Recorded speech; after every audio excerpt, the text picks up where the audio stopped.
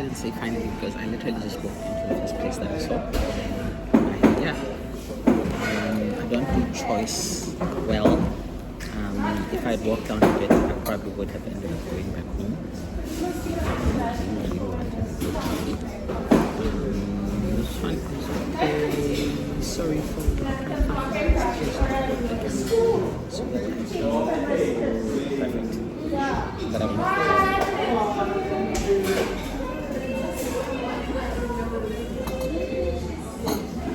trying coconut milk. First time today. It's a coconut milk. So today it's actually quite nice. I think I'm going to switch from coconut milk. Of course, because I'm thinking, or I was thinking of staying with my because 40 something bucks a liter for a product that you can make for yourself cheap. It's a no-brainer, right? Just that something is very nice. But yes, let me see the train. Let me see the train. I absolutely love this about staying in Musenberg, or staying this side of the,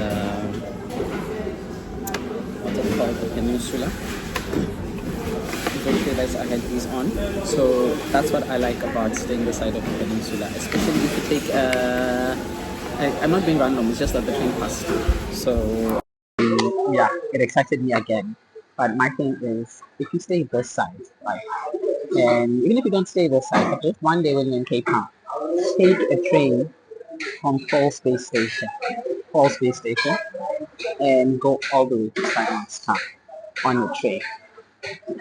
I promise you, you will love it. The train itself might not be wow, but the views, everything there, the conversations, that will be interesting. So yeah, that one I definitely recommend. But yeah, I struggle to find parking. As is the case with this area, Cafe, when it's a good day like this, you will struggle to find parking. So I turned into what I thought was parking, only for me to realize that it says private parking to a particular place. And me being me, I was like, will they know? How will they know? And just as I was getting out of the car, a car guard came up, and I was like, I'll see you later. As in, I'll have to give him something, right? Because yes, I shouldn't have parked, but I did. And then as I'm sitting down, I found a nice spot. It's interesting, this place is not as busy as I thought it would be. But I was just thinking of Boki, my sister, my youngest sister. Boki will go to a place, get a book, and actually spend 2-3 hours reading a book, enjoying herself, by herself. Whereas some of us, who should I say me, I usually think, oh, I can do that at home, right? But there's so many disturbances at home. And you also don't get to experience other things. You don't get, it's like thinking thing that's not quite there. I mean, I am, yeah, I'm nowhere near finishing this book, but I am going to finish it. But I just love the part that, or the fact that every single page talks about our thinking and how our thinking affects how we show up and what we do and stuff like that. So, I mean, I admire my sister. She goes out, she does things for herself. She has not forgotten herself. And that's something that a lot of us, myself included, actually do. You forget that you're an individual, you forget that you exist outside the family unit, outside being a mother, being a wife, you forget that there's still the individual. And yes, and that actually brings me to why I wanted to record this. Yesterday or this morning, I struggled to sleep. Probably slept at like 5, 6. Yeah. I was scrolling on Instagram and I happened on Sophia Chang. Wow. I mean, wow. I spoke about having the audacity to be yourself the other day and how you should not be afraid of being yourself. And I mean, just going through Sophia's channel, for me, she swears a lot. So if you are, oh, I don't want to swear and things like that, and I don't want to mock you're not wanting to hear swear words. I'm just saying if you don't like swear words and things like that, then she probably will not appeal to you. not necessarily appeal, but the sharing will turn you off. It didn't turn me off because her message was amazing. The message was powerful. She basically advocates for you to be yourself, to be the baddest person in the room. Bad not in criminally bad, but bad as in own your space, be confident. And I'm just thinking of the earlier video that I recorded where I was like, oh, it feels strange being out in public and just talking to yourself. And now I'm like, why should it? Over and above the fact that I don't really know these people. But that's irrelevant. But it's just if it's something that you really want to do, why not do it?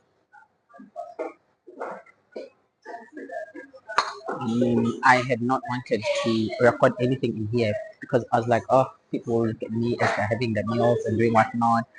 But now I'm just like, it's okay. It's time to actually own my space. It's actually time to come into myself. And I don't want to say it's said that it happens later in life because Sophia is 61. She is amazing. Amazing, amazing, amazing. I'm going to get her audiobook and I'm going to start listening to it as soon as I finish reading this one and as soon as I finish listening to the audiobook that I am listening to on behavior in behavioral economics. I am definitely picking up that one because I feel the world would definitely be a better place. People would be a lot happier if they actually turn up as the best version of themselves. And that becomes the only version of themselves.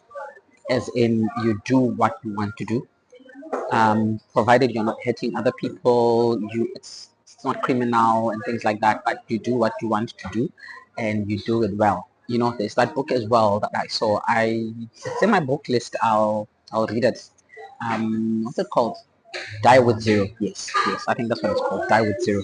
And I really want to read it. And I was just thinking about it as I was walking in Fisher. Lost. That die with zero in essence means that every single day you do the best that you can, and not just the best. Every single day you wake up and you go, I want to go for a walk. You go out, you go for a walk. I want to go running, you go running. I want to do this, you go out and you do it. No excuses. The All right, cool. Can I get something chili-ish? Yes, cool. Thanks. My food has arrived. It's not breakfast, but I miss breakfast, and I'm like, I want to have my breakfast. It's a bit hot. But yes, I love butter, so I am going to start buttering as I continue talking because why not? Yeah, there goes the camera. And then it's the batter, right? It's the batter. That's a problem. Now I've dropped something. I might have to lower it. It just feels weird though if it's a bit low. Um, but yeah, maybe I should pause on the battering and focus. Not liking this. Thank you. I asked for chili. I want chili. Let me show you the chili. Let me show you the meal. This is the meal. This is the chili. Look at the chili. Yes, I'm going to enjoy the meal. I'm going to enjoy the chili. I'm not sure what happened there. I will have to merge the two. Okay, cool. Let's see if I can butter because the toast is hot and I like the butter to just melt into the bread. I will just need to be careful with the table. Oh yes, I should not forget why I am making this as well because I was talking about Sophia Chang and her channel, and I mean I'll be honest, the first thing I noticed was not necessarily what she was saying, but the shoes. She was wearing amazing shoes, amazing, amazing heels. But anyway, yes, so Sophia Chang has this channel where she talks about being the baddest bitch in the room. And I know that's a better way, right? I mean, my kids can't call each other that, they can't call someone that and whatnot. But as an adult, speaking about that, it just means you own the room. You own your room. And you don't have to own the whole room or the whole space. You own where you are. and you give other people an opportunity to also be themselves and turn up as themselves. And in you owning the room, that just means that you are not allowing anyone else to dim your light. Because sometimes people don't understand who you are and what you're about because they are not you. They do not have the vision. They don't have the confidence. They don't know about you other than what they see. So sometimes and a lot of times you actually need to then show up and say, you know what, that's my stuff. That's my life. Can you just move a bit and let me be me? Um, yeah, I am getting distracted. So I am going to pause and then I'll continue to this outside after I've eaten. Okay, cool. Yeah, I decided to finish eating and then finish my recording. So it was not necessarily about Sophia Chang, but more about how a lot of people um, are starting to realize that there really is no point or benefit to playing small. And I don't know, I keep hearing people saying the older you get, that's more you sort of realize that you literally have nothing to lose but to be yourself. And I don't know if it's because as women, especially, I mean, I'm not a man, I can't comment about that, but I don't know if it's because as women we go through different stages, right? So you're a child, you're learning, you have a lot of your own thoughts, but you're still sort of prodding along and you are shaped and molded by circumstances, by the people around you, by your parents and things like that. And then you become a teenager, you know, a child, you go to school, you meet other people, your worldview sort of grows a little, you become a teenager, you meet more people, you now actually um, form opinions that you now start to identify as your own. But over and above that, you've also learned a couple of things, right? And yes, you've got your own opinions. You want to do this, you want to go clubbing, you want to be out the whole night and whatnot. But you also know you need to study hard, you need to do this, you need to meet a nice guy, you need to get married, you need to have beautiful children, you know, the works, right? So it's then you get the husband, the kids, it's work, it's like then life is sort of like on autopilot, right? Then you get to your late 30s, your 40s, and you look back at life and you realize, I am middle aged and I've spent a lot of time doing things that I thought I wanted and I don't quite want them anymore. Or you realize really that you could have done more. And then because you are middle aged, you're thinking, okay, but time is running out. Why am I still pretending? And it's uncomfortable for a lot of people, especially people around you, because let's be honest, we behave a certain way, and people get used to us being a certain way, right? And when we change, when I change, and then stop doing some of the things that I used to do without complaining, even then it becomes a oh, look at the sun. Look at the sun. I digress. Yes. But then it becomes a what's wrong with Karab? Why is she changing? Why is she like that? Who told her this? Who is doing this? Then people start looking at the people around you. And yes, your environment sort of makes you. But sometimes it's really you realizing that you've been playing small for so long. Or you realizing that you've been doing so much for so long. And now you're just so tired. You just want to do less.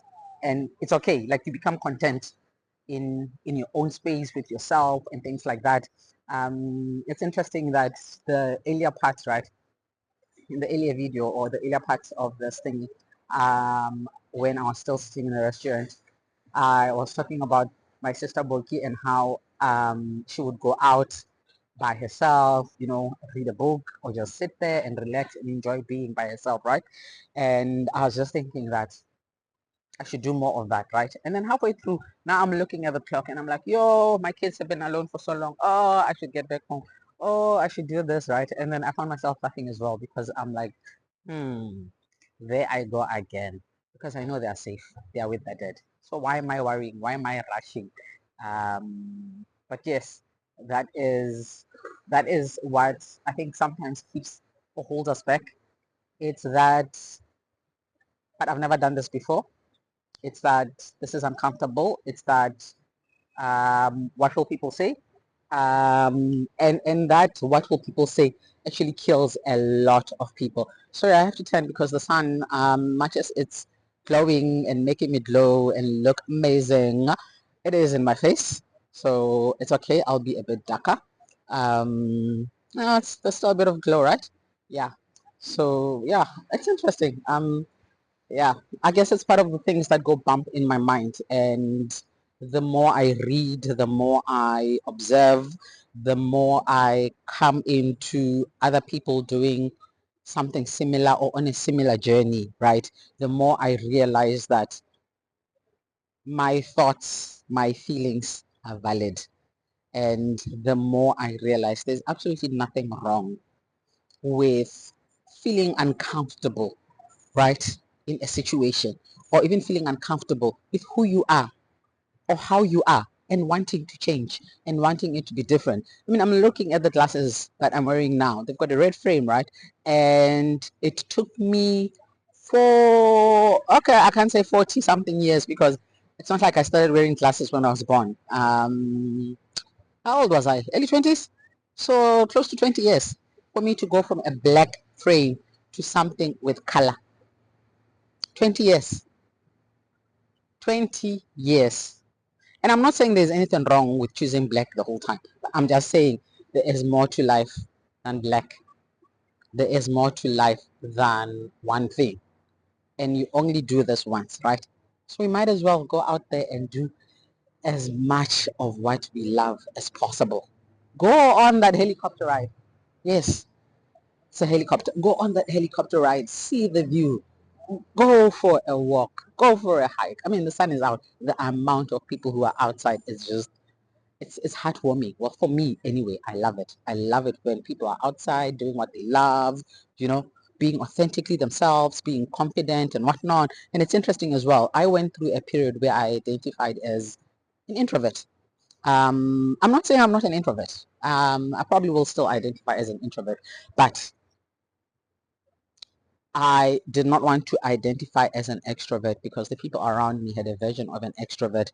And sometimes we look at an extrovert as someone who is too much, over the top, right? We put labels on things.